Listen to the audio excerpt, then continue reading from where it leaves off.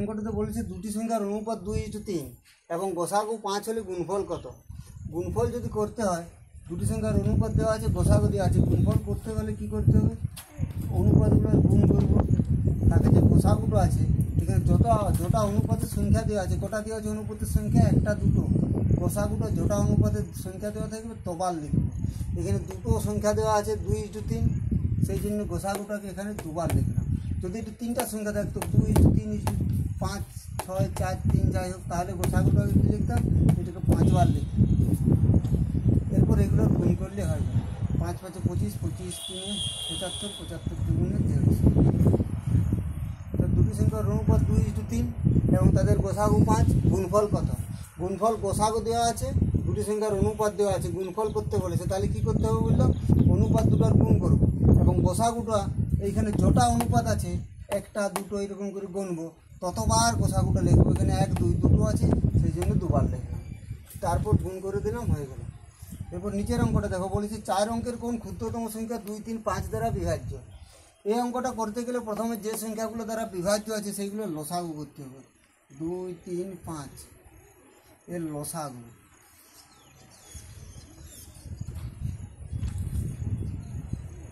2 3 5 এর লসাগু কী হবে?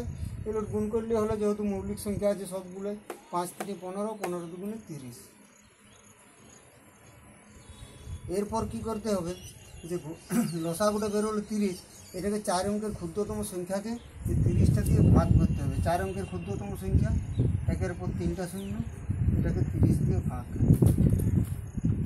30 3 90, 10 100, 30 3 90, 10 12। এই করে কী করে পাবো? আমরা ভাগটা তো করলাম, এরপর কী করে পাবো 4 অঙ্কের কোন ক্ষুদ্রতম সংখ্যাটা যেটা 2 3 এবং 5 দ্বারা বিভাজ্য হবে? সেটা করতে গেলে কী করতে হবে? যে 4 অঙ্কের ক্ষুদ্রতম সংখ্যাটা 1000, এইটাকে যে সংখ্যাটা দিয়ে ভাগ করেছিলাম কত দিয়ে? 30 দিয়ে, এর সাথে 30টা যোগ করব এবং যেটা ভাগশেষ ছিল এটা বিয়োগ করব। তাহলে কত হলো? 1030 যোগ করলে 1030, 1030 থেকে 10 বিয়োগ করলে 1020। এই 1020 সংখ্যাটা যেটা 4 অঙ্কের ক্ষুদ্রতম সংখ্যা এবং 2 3 এবং 5 দ্বারা বিভাজ্য। তাহলে এইরকম সংখ্যা যদি দেওয়া থাকে কোনো একটা অঙ্কের ক্ষুদ্রতম সংখ্যা এবং কতকগুলো সংখ্যা দ্বারা বিভাজ্য, করতে গেলে কী করতে হবে? আগে যে সংখ্যাগুলো দেওয়া আছে ওইগুলো লসাগু করলাম, লসাগুটা দিয়ে যত অঙ্কের ক্ষুদ্রতম সংখ্যা বলেছে সেইটাকে ভাগ করলাম। ভাগ করার পর যত অঙ্কের ক্ষুদ্রতম সংখ্যা বলেছে, এখানে বলেছিল 4 অঙ্কের ক্ষুদ্রতম সংখ্যাটা লিখলাম, তার সাথে লসাগু মানে যেটা দিয়ে ভাগ করছিলাম অর্থাৎ লসাগুটা যোগ এবং যেটা ভাগশেষ আছে সেইটা বিয়োগ, তাহলে আমাদের অঙ্ক হয়। দেখো এই অঙ্কটাতে বলছে দুটি সংখ্যার অনুপাত 3:4 এবং তাদের গোসাগু 12 হলে যোগফল কত। দুটি সংখ্যার অনুপাত দেওয়া আছে এবং গোসাগু দেওয়া আছে, এইরকম অঙ্ক যদি থাকে এবং বের করতে বলেছি যোগফল, তাহলে আমরা কি করব? অনুপাতগুলো যে সংখ্যা দুটো দেওয়া আছে সেই সংখ্যা দুটো যোগ করব, যোগ করার পর গোসাগুটা দিয়ে গুণ করব, তাহলে হয়ে গেল। এখানে অনুপাত দুটো কী দেওয়া আছে? 3 এবং 4, এগুলো যোগ করব, যোগ করলে কত হচ্ছে? 7। এই 7টাকে আমরা গোসাগু যেটা দেওয়া আছে ওইটা দিয়ে গুণ করবো, 12, হয়ে গেল 84। উত্তর পেয়ে গেলাম। দুটি সংখ্যার অনুপাত, তাদের গোসাগু, তাদের যোগফল কত। অনুপাতগুলো যোগ করলাম, যোগ করার পর 12 দিয়ে গুণ করে দিলাম, উত্তর পেয়ে গেলাম সংখ্যা দুটির যোগফল। তারপরে অঙ্কটাতে বলেছে দুটি সংখ্যার অনুপাত 5:7 এবং তাদের গোসাগু 15 হলে বিয়োগফল কত। দুটি সংখ্যার অনুপাত 5:7 এবং তাদের গোসাগু 115 হলে বিয়োগফল কত। এখানে বিয়োগ করতে বলছে, তাহলে অনুপাত দুটোর আমরা কী করব? বিয়োগ করব। 7 থেকে 5 বিয়োগ, 7 থেকে 5 বিয়োগ করলে 2, 2টাকে গোসাগু দিয়ে গুণ, 115, গুণফল হয়ে গেল 230, উত্তর পেয়ে গেলাম বিয়োগফল কত।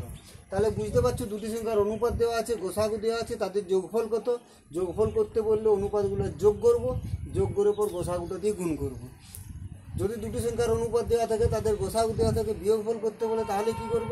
অনুপাত দুটোর বিয়োগ করব, বিয়োগ করে যেটা পেলাম সেটাকে গোসাগুটা দিয়ে গুণ করব, তাহলে সংখ্যা দুটোর বিয়োগফল পেয়ে গেল। অঙ্কটাতে বলছে 5 অঙ্কের কোন বৃহত্তম সংখ্যা 10 12 এবং 15 দ্বারা বিভাজ্য।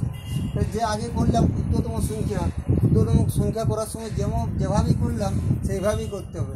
5 অঙ্কের বৃহত্তম সংখ্যা 10 12 15, তাহলে প্রথমে কী করতে হবে? 10 12 15 এর লসাগু করবে। লসাগুটা তোমরা যেভাবে পারো করবে, প্রথমে 2 দিয়ে যাবে, 2 5 10, 2 6 12, নম্বরকে 2 দিয়ে যাবে না, এরপর 3 দিয়ে করা যাবে। 3 3 2 6, 3 5 15। এর লসাগুটা কী হলো?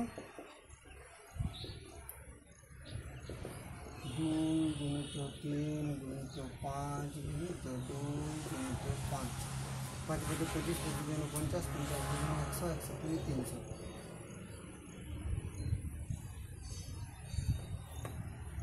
লসাগু কত পেলাম? 300 পেলাম। এরপর বলেছে 5 অঙ্কের কোন বৃহত্তম সংখ্যা? 5 অঙ্কের বৃহত্তম সংখ্যা 5টা 9। এটাকে আমরা 300 দিয়ে ভাগ করব। 300 3 900, 99, আবার 9 নামালাম, আবার 300 3 900, 99 থাকলো বাকি, আবার একটা 9 নামালাম, 300 3 999 বাকি থাকলো। ক্ষুদ্রতম সংখ্যার সময় কী করেছিলাম? 4 অঙ্কের ক্ষুদ্রতম সংখ্যা ছিল, 4 অঙ্কের ক্ষুদ্রতম সংখ্যাটা লিখেছিলাম, তার সাথে লসাগুটা যেটা দিয়ে ভাগ করছিলাম সেটা যোগ করেছিলাম, এবং যেটা ভাগশেষ ছিল সেটা বিয়োগ করেছিলাম। বৃহত্তম সংখ্যার ক্ষেত্রে কিন্তু অত সিস্টেম করার দরকার নেই। যে 5 অঙ্কের বৃহত্তম সংখ্যা আছে তার থেকে যেটা ভাগশেষ আছে এটা বিয়োগ করে দিলেই হলো। বুঝতে পারলে? এই নিচের অংশটুকু ক্ষুদ্রতম সংখ্যার থেকে একটুকু আলাদা। কী করলাম? 5 অঙ্কের বৃহত্তম সংখ্যা, তার থেকে যে ভাগশেষ আছে সেই ভাগশেষটা বিয়োগ করে দিলাম, তাহলে উত্তরটা আমরা পেয়ে গেলাম। এটা বলছে 4 অঙ্কের কোন ক্ষুদ্রতম সংখ্যাকে 3 4 5 6 দিয়ে ভাগ করলে প্রতি ক্ষেত্রে 2 ভাগশেষ থাকবে। আগের অঙ্কটা যেটা ক্ষুদ্রতম সংখ্যা করেছিলাম, যে 4 অঙ্কের কোন ক্ষুদ্রতম সংখ্যা 3 4 5 6 দ্বারা এরকম একটা ছিল, প্রতি ভাগ করলে এইগুলো দ্বারা বিভাজ্য, সেই অঙ্কটার মতোই প্রথমটা করতে হবে। তো প্রথম আগে কী করব? 3 4 5 6 আছে যেদের, আগে লসাগু করব। 3 4 5 6, 3 দিয়ে করবো প্রথমে, 3 1 3, 3 2 6, 2 দিয়ে করবো, 2 2 4, 2 1 2। তাহলে লসাগু কী পেলাম? লসাগু পেলাম 3 × 2 × 2 × 5, 5 × 10, 10 × 20, 20 3 60। লসাগু পেয়ে গেলাম 60। এরপর 4 অঙ্কের ক্ষুদ্রতম সংখ্যাকে 60 দিয়ে ভাগ করব। 4 অঙ্কের ক্ষুদ্রতম সংখ্যা, একের পর 3টা শূন্য, এটাকে 60 দিয়ে ভাগ, 60 1 60, 6 360, বাকি থাকবে। ক্ষুদ্রতম সংখ্যার ক্ষেত্রে কী বলেছিলাম? যে প্রথমে যে ক্ষুদ্রতম সংখ্যাটা বলেছে যে অঙ্কে, সেইটা লিখবো 4 অঙ্কের ক্ষুদ্রতম সংখ্যা, তার সাথে যেটা লসাগু হয়েছিল, যেটা দিয়ে ভাগ করেছিলাম ওইটা যোগ, যেটা ভাগশেষ আছে এইটা বিয়োগ। এই সংখ্যাটা হবে 4 অঙ্কের ক্ষুদ্রতম সংখ্যা, যেটা 3 4 5 6 দ্বারা বিভাজ্য। তাহলে এটা যোগ বিয়োগ করলে কত পাবো? 1060 থেকে 40 বিয়োগ করলে 1020। কিন্তু এই যে 1020 হচ্ছে 3 4 5 এবং 6 দ্বারা বিভাজ্য, কিন্তু এটা উত্তর নয়। উত্তরটা কী করতে বলেছে? যে 4 অঙ্কের কোন ক্ষুদ্রতম সংখ্যাকে 3 4 5 6 দ্বারা ভাগ করলে প্রতি ক্ষেত্রে 2 ভাগশেষ থাকবে। এটা হচ্ছে 3 4 5 6 দ্বারা বিভাজ্য একটা 4 অঙ্কের ক্ষুদ্রতম সংখ্যা। 2 ভাগশেষ থাকতে গেলে কী করতে হবে? এইটার সঙ্গে 2টা যোগ করে দিতে হবে। তাহলে হয়ে গেল 1022 সংখ্যাটি, যেটি 3 4 এবং 5 দ্বারা ভাগ করলে সব ক্ষেত্রেই 2 ভাগশেষ থাকবে। এই অঙ্কটাতে বলেছে 5 অঙ্কের কোন বৃহত্তম সংখ্যাকে 3 5 8 এবং 12 দিয়ে ভাগ করলে প্রতি ক্ষেত্রে 4 ভাগশেষ থাকবে। আগের যে অঙ্কটা বললাম বৃহত্তম সংখ্যার নিয়মটা, সেই একই নিয়মেই করতে হবে। প্রথমে 3 5 8 এবং 12 আমরা লসাগু করব। লসাগুটা যেটা বেরোবে সেইটা দিয়ে 5 অঙ্কের বৃহত্তম সংখ্যাকে ভাগ করবো। আর তাহলে 3 4 5 8 এর লসাগু কত হবে? 3 5 8 12 এর লসাগু করবো। প্রথমে 3 দিয়ে করা যাবে, 3 1 3, 3 4 12। এরপর 2 দিয়ে করা যাবে, 2 4 8, 2 2 4। আরেকবার 2 দিয়ে হবে, 2 2 4, 2 1 2। তাহলে লসাগুটা পেয়ে গেলাম কত? 3 × 2 × 2 × 5 × 2। 3 2 6, 6 2 12, 12 2 24, 24 5 120। 3 5 8 12 লসাগু হলো 120। এই 120 দিয়ে 5 অঙ্কের বৃহত্তম সংখ্যাকে ভাগ করব।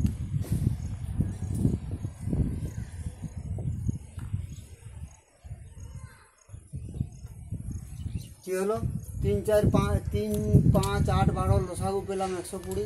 120কে 120 দিয়ে 5 অঙ্কের বৃহত্তম সংখ্যাকে ভাগ 8 খাবে।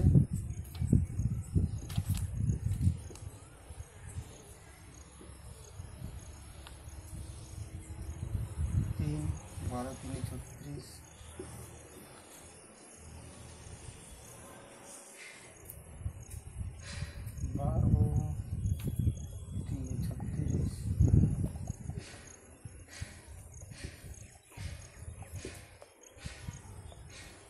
39 ভাগশেষ থাকবে।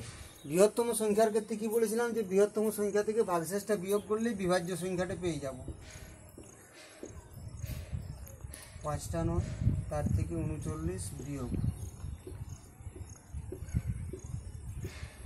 এই যে 99,960 সংখ্যাটা 99960, এই সংখ্যাটা 3 5 8 এবং 12 দ্বারা বিভাজ্য।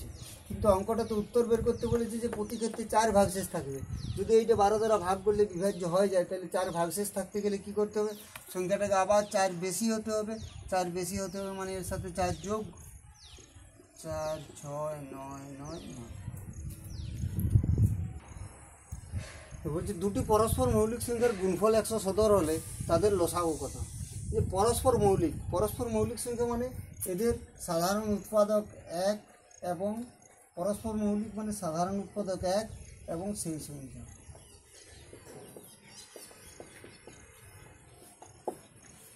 পরস্পর মৌলিক সংখ্যা সাধারণ উৎপাদক 1 এবং সেই সংখ্যা ছাড়া অন্য কিছু থাকে না। সেই সংখ্যাটাও হবে না, শুধুমাত্র একই হবে। তার মানে যেহেতু সাধারণ উৎপাদক 1, তার মানে এদের গোসাগু হচ্ছে 1 আর সংখ্যা দুটির গুণফল দেওয়া আছে। সংখ্যা দুটির গুণফল মানে লসাগু গুণিত গোসাগু। তো গোসাগু যদি 1 হয় তাহলে লসাগু হবে 117, তাহলে লসাগু হয়ে যাবে 117। তো পরস্পর মৌলিক সংখ্যা যদি দেওয়া থাকে এবং তাদের গুণফল দেওয়া থাকে, লসাগু করতে বলে এখানে যে সংখ্যাটা দেওয়া আছে সেটাই উত্তর, অত বেশি ভাবার কিছু নেই।